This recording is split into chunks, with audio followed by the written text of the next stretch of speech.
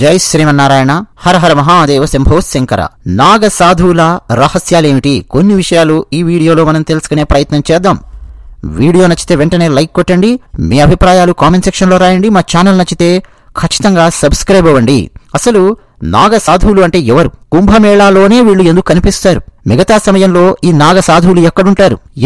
ఎందుకు వీళ్ళ జీవనము, వీళ్ళ శైలి విభిన్నంగా ఉంటుంది? ఎన్నెన్నో ప్రశ్నలు మన ముందుంటాయి. ప్రస్తుతం మహాకుంభమేళాలో పాల్గొనే రెండు అతిపెద్ద నాగ అఖాడాలు మహాపరినిర్వాణ్ అఖారా, వారణాసిలోని పంచదశనం జునా అఖారా. ఈ రెండు అఖాడాలకు చెందినటువంటి లక్షలాది మంది నాగ సాధువులు మనకు మహాకుంభమేళాలో కనిపిస్తూ ఉంటారు.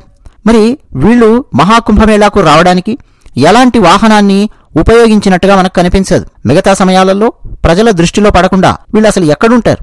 మహాకుంభమేళాకు ప్రజల దృష్టి అసలు పడకుండా వీళ్ళు ఎలా చేరుకుంటారు? అకస్మాత్తుగా ప్రయాగ రాజులో వీళ్ళు ప్రత్యక్షమైనట్టుగా కనిపిస్తూ ఉంటారు ఇంతమంది. అసలు వీళ్ళ శైలి ఎలా ఉంటుంది? వీళ్ళ జీవనం ఎలా ఉంటుంది?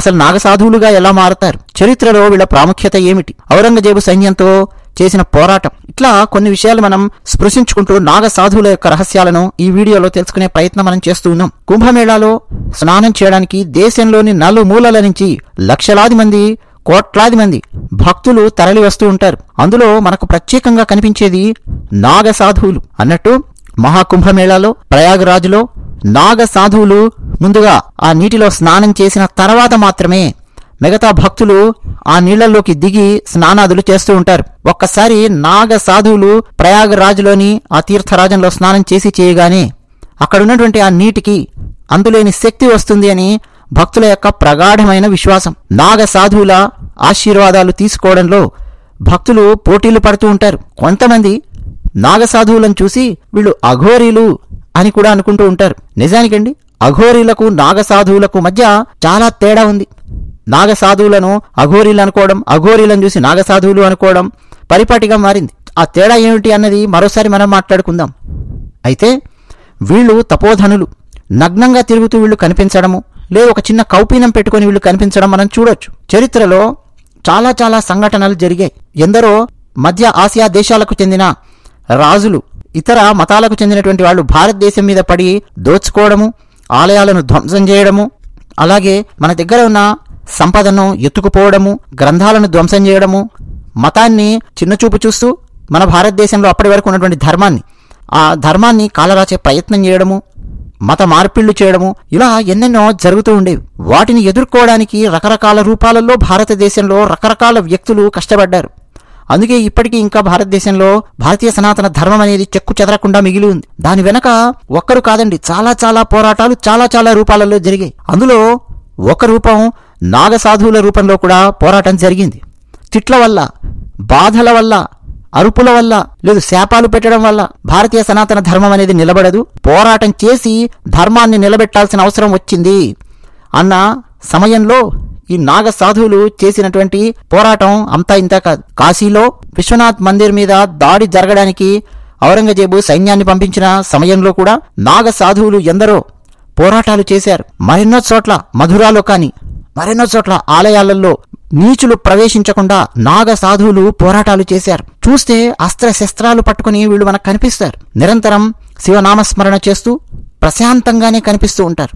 కానీ ఏదైనా కొంచెం తేడా వచ్చింది అంటే మాత్రం వీళ్ళు ప్రతిస్పందించే పద్ధతి హింసాత్మకంగా మనకు కనిపిస్తుంది. కానీ ఆ ఆలోచన వెనక ధర్మాన్ని పరిరక్షించాలి అన్న సత్సంకల్పం మాత్రమే కనిపిస్తుంది. ఒకప్పుడు హిందూ దేవాలయాల మీద జరిగే దాడిని అడ్డుకుంటూ వచ్చారు. ఆ సమయంలో వీళ్ళు రకరకాల ఆయుధాలలో తర్ఫీదు పొంది, అంటే ఆయుధాలను ప్రయోగించడంలో తర్ఫీదు పొంది, మంత్రాలతో కూడిన అస్త్రశస్త్రాలను కూడా చాలా చోట్ల ఉపయోగించినట్టుగా మనకు చరిత్ర చెప్తోంది. ఒకానొక సందర్భంలో అండి, ముస్లింల యొక్క దాడుల నుంచి తమను కాపాడమని ఆనాటి హిందూ రాజులు, పాపం చిన్న రాజ్యాలు పరిపాలించే రాజులు కూడా ఉంటారు కదండి, వాళ్ళు నాగసాధువుల దగ్గరికి వెళ్ళి వాళ్ళని వేడుకునేవాళ్ళు. అయ్యా మమ్మల్ని కాపాడండి, ఇట్లా ముస్లింల దండయాత్రలు జరుగుతున్నాయి అని. కేవలం వందల సంఖ్యలో నాగసాధువులు రంగంలోకి దిగి వేల సంఖ్యలో ఉండే ముస్లింల సైన్యాన్ని ఊచకోత కోసి పారేసేవారు అని ఆనాడు ఉన్న చరిత్రకారులు, ఆనాడు గ్రంథాలు రచించినటువంటి ఎందరో మేధావులు, పండితులు ఈ నాగ సాధువుల గురించి రాశారు. నాగ సాధువులు యుద్ధంలోకి దిగి విజృంభిస్తే పరమశివుడు రుద్ర తాండవం చేస్తున్నట్టుగా ఉండేది, విలయ తాండవం చేస్తున్నట్టుగా ఉండేది అని వీళ్ల గురించి కీర్తించారు చరిత్రలో. అయితే నాగసాధువులు ఎక్కడుంటారు? అత్యధిక శాతం నాగసాధువులు హిమాలయ పర్వత సానువుల్లో ఉంటారు, హిమాలయాలలో ఉంటారు, నిరంతరం ధ్యానంలో ఉంటారు. ఒంటి మీద నూలు పోగు లేకుండా విభూతి రాసుకుని జీవిస్తూ ఉంటారు. అది ఎండాకాలమైనా, వర్షాకాలమైనా, చలికాలమైనా, ఎలాంటి కాలమైనా సరే, ఎలాంటి పరిస్థితుల్లో అయినా సరే వీళ్ళు దుస్తులు ధరించరు. వీళ్ళు సబ్బు వాడరు, నూనె వాడరు. ఇవేవి కూడా ఆధునికమైనవి ఉపయోగించడం ఏవి వీళ్ళ జీవితంలో ఉండవు. రోజుకు ఒక్కసారి మాత్రమే నాగసాధువులు భోజనం చేస్తారు. ఆ రోజులో కూడా సాయంత్రం పూట 7 ఇళ్లలో భిక్ష అడుగుతారు. కొన్ని చోట్ల నాగసాధువులు కేవలం 5 ఇళ్లలో భిక్ష అడుగుతున్నట్టుగా కూడా మనకు చరిత్రలో కనిపిస్తుంది. అంటే 5 ఇళ్లలో లేదా 7 ఇళ్లలో భిక్ష అడిగి దొరికితే తింటారు, దొరక్కపోతే పస్తుంటారు. ఇక వీళ్ళ వస్త్రధారణ విషయానికి వచ్చినా, వీళ్ళ శైలి విషయానికి వచ్చినా గాని నిరంతరం తపోధ్యానంలో ఉంటూ ఆధ్యాత్మిక సనాతన ధర్మ పరిరక్షణలో ముఖ్యమైన పాత్ర పోషిస్తారు. ఇక వీళ్ళు దుస్తులే కాదండి, బంధాలను కూడా పూర్తిగా త్యజించేసి, అంటే కుటుంబానికి సంబంధించిన బంధాలు కావచ్చు, అనుబంధాలు కావచ్చు, స్నేహితులు కావచ్చు, మొత్తం అంతా వదిలేస్తారు. పూర్తిగా త్యజించి సన్యాసి జీవితాన్ని వీళ్ళు గడుపుతూ ఉంటారు. అయితే తమ మనసుతోనే తమ శరీరాన్ని పూర్తిగా అదుపులో పెట్టుకుంటారు. అంటే ఆత్మ సంకల్పం ఎంత బలంగా ఉంటుందంటే 0 డిగ్రీ సెల్సియస్ అంతకంటే తక్కువ డిగ్రీ సెల్సియస్ మైనస్లలో ఉండే ఉష్ణోగ్రతలో కూడా హిమాలయ పర్వత ప్రాంతాలలో నాగసాధువులు అత్యంత చల్లటి నీళ్లలో స్నానాలు చేస్తూ, అది కూడా తల స్నానం చేస్తూ, అట్టలు కట్టి జడలు కట్టినటువంటి తమ ఆ జటాజూటాలను, అంటే చూస్తుంటే ఒక్కొక్కరు ఒక రుద్రునిలాగానే కనిపిస్తూ ఉంటారు. ఆ చల్లటి నీళ్లలో తడిపి స్నానాలు చేస్తూ, ఆ తర్వాత ఒంటి నిండా విభూతి రాసుకొని దైవధ్యానం చేస్తూ మనకు కనిపించడం అప్పుడప్పుడు ఫోటోలలో, వీడియోలలో చూడొచ్చు. కానీ నిరంతరం వీళ్ళు చేసేటటువంటి పని ఇదే. ఒక్కోసారి రోజుల తరబడి స్నానాదులు అవన్నీ ఏవీ లేకుండా గుహలలో తపస్సులో, ధ్యానంలో గడుపుతూ ఉంటారు. చాలా కఠినమైన జీవితాన్ని గడుపుతూ ఉంటారు. జనావాసానికి చాలా దూరంగా ఉంటారు. సామాన్య ప్రజలకు అంత సులభంగా మిగతా సమయాలలో ఇంతమంది నాగసాధువులు కనిపించరు. మహా అయితే హిమాలయ పర్వతాల లోపలికి అటు వెళ్ళినప్పుడు అటొక్కరు ఇటొక్కరు ఏదో కనిపిస్తారు తప్ప వేలల్లో, లక్షలలో నాగసాధువులు మనకు దర్శనమిచ్చేది కేవలం కుంభమేళా సమయాలలో లేదా మహాకుంభమేళా సమయాలలో మనం చూడొచ్చు. ఈశాన్య రాష్ట్రాలు ఉన్నాయి కదండి మన భారతదేశంలో, అక్కడ కూడా చాలా చాలా పర్వతాలలో, గుహలలో నాగసాధువులు నిరంతరం తపస్సులోను, ధ్యానంలోనూ ఉంటారు. అలాగే కాశీలో కూడా చాలా పెద్ద అఖాడా ఉంది నాగసాధువులకు సంబంధించి. అక్కడ కూడా చాలా మంది నాగసాధువులు కనిపిస్తూ ఉంటారు. కుంభమేళా జరిగే సమయంలో మాత్రమే సామాన్యమైన ప్రజలకు కనిపిస్తూ, మిగతా సమయాలలో అసలు కనిపించకుండా ఏం చేస్తుంటారు అంటే నిరంతరం దైవనామ స్మరణ, నిరంతరం తపస్సు, కుండలినీ శక్తిని జాగృతం చేయడము. కుండలినీ శక్తిని జాగృతం చేయడం ద్వారా ఉష్ణాన్ని ఉత్పత్తి చేస్తూ, ఆ ఉష్ణంతోనే అంతటి చల్లటి హిమాలయ పర్వత ప్రాంతాలలోని ఆ చలిలో కూడా వాళ్ళు జీవించగలుగుతూ ఉన్నారు అనేది ఎంతోమంది పెద్దలు మనకు చెప్తూ ఉంటారు. అయితే అట్లా నిరంతరం వీళ్ళు దైవ ధ్యానంలో, భగవన్నామ స్మరణలో గడుపుతూ ఉంటారు. కాబట్టి వీరు వచ్చి కుంభమేళా సమయంలో మొదటగా ఆ పుణ్య నదీ జలాలలో స్నానం చేయగానే మరింత పుణ్యాన్ని, అంటే వీళ్ళ యొక్క భగవన్నామ స్మరణకు చెందినటువంటి ఆ శక్తి ఏదైతే ఉత్పత్తి అయ్యిందో అదంతా కూడా ఆ నదీ జలాలకు వస్తుందని, ఆ నీళ్లలో భక్తులు స్నానం చేస్తే వాళ్ళకి మంచి జరుగుతుంది అనే నమ్మకం మన భారతదేశంలో అనాదిగా ఉంది. ఇక కేవలం కాశీలో మాత్రమే ఉంటారా నాగసాధువులు అంటే కాదు. హరిద్వార్లో మనం నాగసాధువులను అక్కడక్కడ ఇప్పుడొకరిని మనం చూడొచ్చు. హరిద్వార్లో గంగా నదిలో స్నానం చేస్తూ ఇప్పుడొకరు నాగసాధువులు కనిపిస్తారు. కానీ వాళ్ళు నాగసాధువులు అనే విషయం కూడా సామాన్యమైన ప్రజలకు తెలియదు. ఆ విధంగా వాళ్ళు గడుపుతూ ఉంటారు. రిషికేశ్ లో కొంతమంది కనిపిస్తారు. దెహ్రాడూన్ నుంచి రిషికేశ్ వెళ్లే మార్గం గనక గమనిస్తే, నేను వెళ్ళాను కాబట్టి చెప్తూ ఉన్నాను, మనకి ఎడం వైపు, కుడివైపు ఆ రోడ్డుకి ఇరువైపులా పెద్ద పెద్ద వృక్షాలు కనిపిస్తూ ఉంటాయి. ఒక అరణ్యం లాగా మనకు కనిపిస్తూ ఉంటుంది. ఆ లోపలికి అరణ్యాల లోపలికి వెళుతూ ఉంటే నాగసాధువులు అక్కడ గుహలలో కూర్చొని తపస్సు చేసుకుంటూ ఉంటారు అన్నది ప్రతీతి. ఆయా ప్రదేశాలు నాగసాధువులకు చాలా కీలకమైనవి. అలాగే ఉజ్జయినిలో కూడా, ఉజ్జయిని చుట్టుపక్కల కూడా ఎన్నెన్నో గుహలలో, అరణ్యాలలో నాగసాధువులు జీవిస్తూ ఉంటారు అన్నది మనందరికీ వార్తల ద్వారా తెలుస్తూ ఉంటుంది. కానీ అది నిజం కూడా.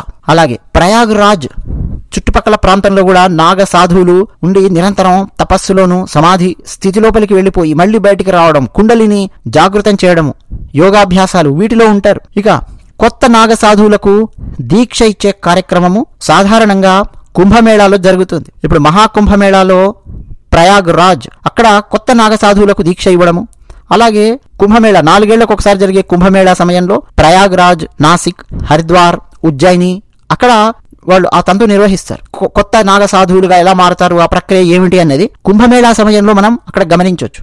అయితే ఆ సమయంలో నాగ సాధువులు చాలా నిష్ఠతో మనకు కనిపిస్తూ మిగతా వాళ్ళని ఎవరిని కూడా అక్కడికి రానివ్వరు. కాబట్టి అంత సులభం కూడా కాదు. కొత్త నాగ సాధువులు ఎలా మారుతున్నారు, ఏం చేస్తున్నారు, అది మొత్తము డాక్యుమెంట్ చేయాలంటే కూడా చాలా కష్టం అన్నమాట. అయితే ప్రయాగలో దీక్ష తీసుకునే నాగసాధువులను రాజరాజేశ్వర నాగసాధువు అని చెప్పి పిలుస్తారు. రాజరాజేశ్వరుడు అని పిలుస్తారు. ఉజ్జయినిలో అట్లా కొత్తగా దీక్ష తీసుకునే వాళ్ళను ఖుని నాగసాధు అని చెప్పి పిలుస్తారు. హరిద్వార్లో దీక్ష తీసుకుని నాగసాధువుగా జీవనాన్ని గడిపే వాళ్లను బర్ఫానీ నాగసాధు అని చెప్పి పిలుస్తారు. నాసిక్ లో దీక్ష తీసుకునే వాళ్లను కిచాడియా నాగసాధువు అని చెప్పి పిలుస్తారు. ఇట్లా రకరకాల పేర్లు ఉన్నాయి. ఇక మొత్తం వీళ్ళ శరీరం నిండా విభూతి మనకు కనిపిస్తూ ఉంటుంది. అప్పుడప్పుడు హుక్కా పీలుస్తూ, అప్పుడప్పుడు ఆ హుక్కాలో గంజాయి పెట్టుకుని తాగుతూ మనకు కనిపించడం కూడా ఇవేమీ కొత్త కాదు. అయితే కుంభమేళా సమయంలో మాత్రమే, ప్రత్యేక సమయాల్లో మాత్రమే అకస్మాత్తుగా అక్కడికి ఎలా వస్తారు అన్నది పెద్ద ప్రశ్న. అయితే వీళ్ళు మిగతా సమయాలలో సూక్ష్మ రూపాలలో ఉంటారు అని, ఎక్కడో గుహలలో తపస్సు చేసుకునే నాగ సాధువులు కూడా కుంభమేళా సమయాలలో సూక్ష్మ రూపాలలో వాళ్ళున్న ప్రదేశం నుంచి ప్రయాగరాజుకు వాళ్ళు చేరుకుంటారు అని, సూక్ష్మ రూపాలలోనే వాళ్ళ ప్రయాణం అనేది సాగుతుంది అని ఎన్నెన్నో పురాతనమైన గ్రంథాలలో మనకు కనిపిస్తుంది. సరే, దానికి సంబంధించి మనకు లోతైనటువంటి అవగాహన ఇచ్చే గ్రంథాలు గాని, లోతైన అవగాహన ప్రాక్టికల్ గా ఇచ్చే గ్రంథాలు గాని మనకు లేవు. అంటే అకస్మాత్తుగా వీళ్ళు అక్కడ ఎలా ప్రత్యక్షమవుతారు, సూక్ష్మ రూపాలలో వస్తారా లేదా, ఇవన్నీ కొంత మనకు కాల్పనికత జోడించినటువంటి నవలల్లోనూ అక్కడక్కడ కనిపిస్తూ ఉంటుంది. నిజంగా నాగసాధువులు ప్రయాగరాజుకు ఎలా చేరుకుంటారు అంతమంది వాహనాలు ఏవి ఉపయోగించకుండా అన్నది ఇప్పటికీ పెద్ద ప్రశ్నగా ఉంది. కొంతమంది నాగసాధువులను పట్టుకొని మరీ గమనించుకుంటూ వెళితే తప్ప అర్థం కానటువంటి పరిస్థితి. అటువంటివేవి ఇప్పటివరకు డాక్యుమెంట్ చేసిన వాళ్ళు ఎవరూ లేరు. అయితే అడవుల గుండా రకరకాల మార్గాల గుండా వీళ్ళు ప్రయాణం చేసి ప్రయాగరాజ్ చేరుకుంటారు అనేది మాత్రం కొంత తర్కానికి అందే ఒక విషయం. కానీ నాగసాధువుల యొక్క జీవన శైలిలో అత్యంత కీలకమైనది వాళ్ళ ఆహార్యం. కుంభమేళా సమయంలో మనం చూడొచ్చు, ఒంటి నిండా భస్మాన్ని రాసుకుని మనకు కనిపిస్తారు. అందులోనూ చితాభస్మం రాసుకుని కల్పించే నాగసాధువులు ముఖ్యంగా ఉజ్జయిని ప్రాంతంలో చాలా సులభంగా చూడొచ్చు. అలాగే కాశీ ప్రాంతంలో కూడా మనం సులభంగా చూడొచ్చు. ఇక భస్మాన్ని రాసుకోవడం, కొంతమంది నాగసాధువులు పువ్వులు ధరించడం, తిలకాన్ని ధరించడం, చేతిలో పటకారు లాంటిది పట్టుకొని ఉండడం, చందనం పూసుకోవడం, రోలీ లాంటిది పట్టుకొని ఉండడం, అలాగే రుద్రక్ ధరించడం, ఢమరుకం ధరించడం, కాజల్ ధరించడం అంటే కళ్లకు కాటుక లాంటిది ఒకటి పెట్టుకోవడం, ఇనుప ఉంగరాలు ధరించడం, అర్ధచంద్రుణ్ణి త్రిశూలాన్ని ధరించడం, ఇటువంటి రకరకాల ఆయుధాలు, రకరకాల ఆహార్యంతో మనకు వీళ్ళు కనిపిస్తారు. ఇక వీళ్ళ ఆశీస్సులు పొందడం కోసం భక్తులు భారీ సంఖ్యలో మహాకుంభమేళాకు వెళుతూ ఉంటారు. మహాకుంభమేళాలో భక్తులు స్నానాదులు చేయగానే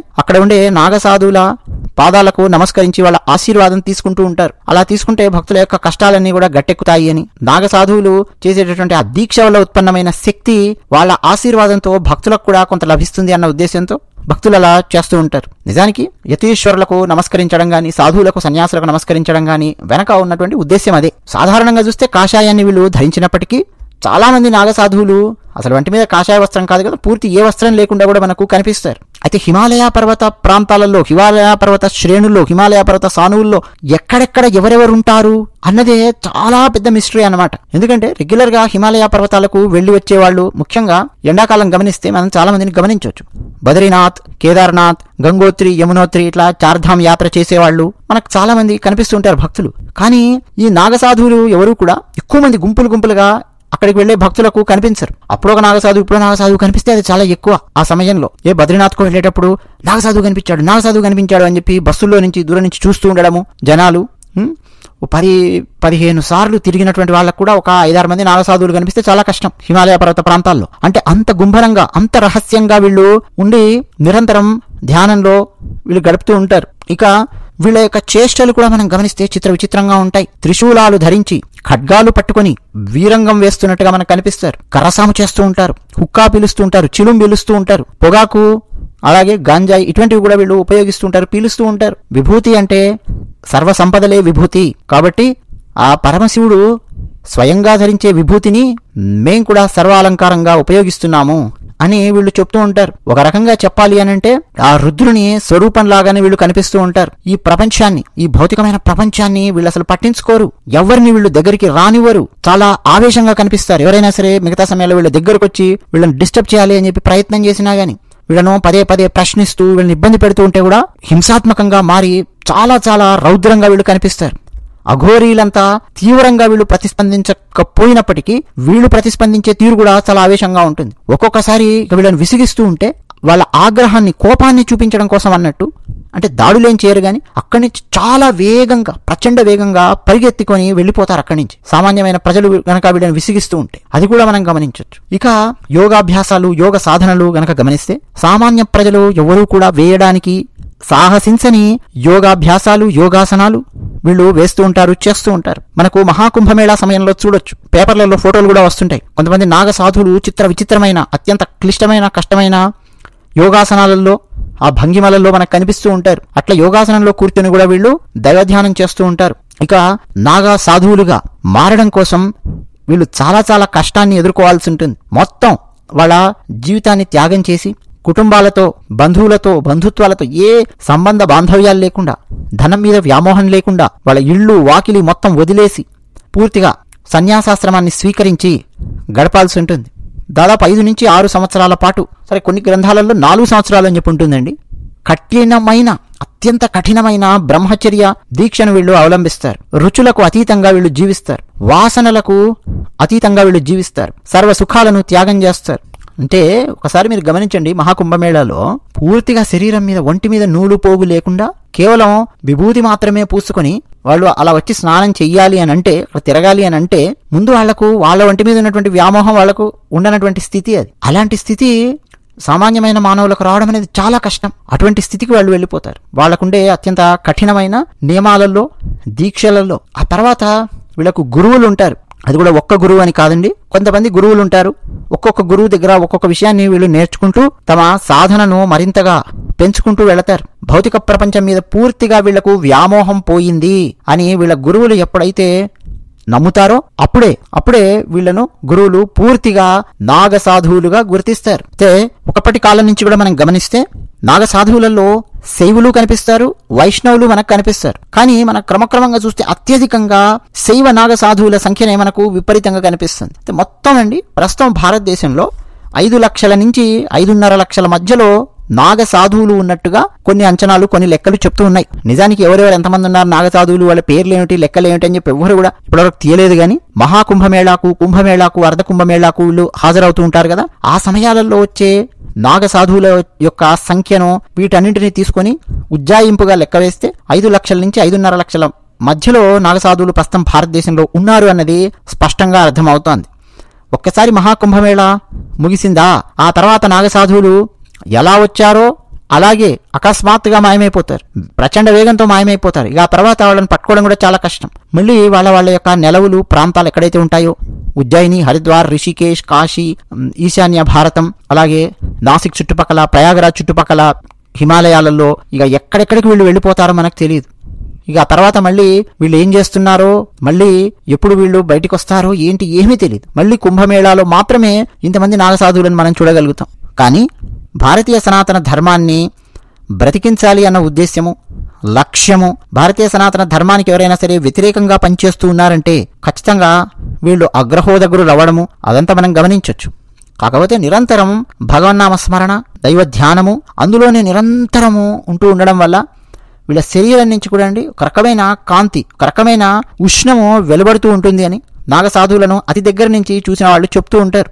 అయితే కొంతమంది నాగసాధువులకు అతీంద్రియ శక్తులు కూడా ఉన్నాయి అని, వాళ్ళు గాలిలో కూడా ప్రయాణం చేయగలరు అని, సూక్ష్మ రూపాలలో కూడా ప్రయాణం చేయగలరు అని నమ్మేవాళ్ళు ఉన్నారు. వీటన్నింటినీ కొట్టిపడేసే హేతువాదులు కూడా మరోవైపు ఉండనే ఉన్నారు సమాజంలో. ఇదంతా అండి ఎప్పుడు జరిగే చర్చ నాగ సాధువులకు సంబంధించి. కొన్ని విషయాలు మనం ఈ వీడియో ద్వారా తెలుసుకునే ప్రయత్నం చేశాం. మీ అభిప్రాయాలు కామెంట్ సెక్షన్లో రాయండి. ధన్యవాదాలు.